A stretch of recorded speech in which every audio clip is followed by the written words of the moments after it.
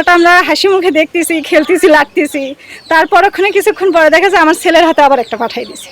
এখানে পানি ছিল যথেষ্ট পরিমাণ বারকিতে, আপনার কে যেন সামনে আল বাঁধে পানিটা কমে দিছে। তো আমার আব্বু এসে দেখে যে ছোট মাছ চলে যাচ্ছে। তা আমার বাব্বু বলতেছে যে মা মাছ যাচ্ছে, আমি একটু মাছগুলো আটকাবো। তখন তো জাল নাই, কি করি, তখন আমাদের একটা ছেঁড়া মশারি ছিল, ওইখানে আটকাই দিছি। তখন আমার ছোট ভাই আসে, আবার ছোট ভাই আসে বলে যে আব্বা এভাবে তো মাছ আটকানো যাবে না, চলেন আমরা ওটা শেষে মাছটা আটকাই। তো সেই জন্য সেই মোতাবেক ওরা সামনে যায় আল বেঁধে শেষতে ওই যে জায়গায় বমটা বের হয় সেখানে যায় আল বাঁধে প্রথমে।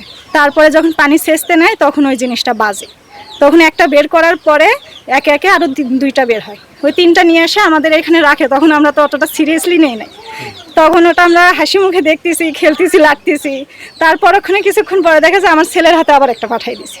পরে আমার আব্বু একটু সিরিয়াস হয়, হওয়ার পরে আমার ছোটো ভাইকে বলে যে তুমি পুলিশকে ফোন দাও, কারণ ওর কাছে একটা পুলিশের নাম্বার ছিল। তো পুলিশের নাম্বারে ফোন দেওয়ার পরে উনি বলে যে আমাকে একটা ছবি উঠিয়ে দাও। তো সে ওঠানোর পরে দেওয়ার পরে দেখে বলে যে ওখান থেকে তোমরা দূরে থাকো। তখন আমরা একটু সাবধান হই।